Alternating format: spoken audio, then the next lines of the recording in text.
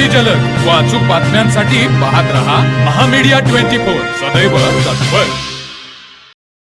पुणे बेंगलोर राष्ट्रीय महामार्गावर सांगली फाटा येथील हॉटेल पार्वती समोर अज्ञात वाहनाने दुचाकीस मागून जोराची धडक दिल्याने दोघे जण गंभीर जखमी झाले आहेत।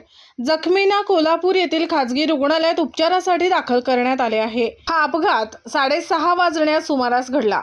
अपघातातील जखमींची नावे अमित चौगुले वय वर्ष 46 व प्रथमेश सोने वय वर्ष 21 असून ते पुणेहून कोल्हापूरच्या दिशेने जात असताना शिरोली पुलाची येथील हॉटेल पार्वती समोर हायवेवर घडला। अपघात होताच जखमींना रुग्णवाहिकेतून उपचारासाठी खासगी रुग्णालयात दाखल केले आहे। या अपघातात मोटारसायकलचा चक्काचूर झाल्याने या अपघाताची भीषणता दिसून येत आहे। या अपघाताची नोंद रात्री उशिरापर्यंत शिरोली पोलिसात झाली नव्हती।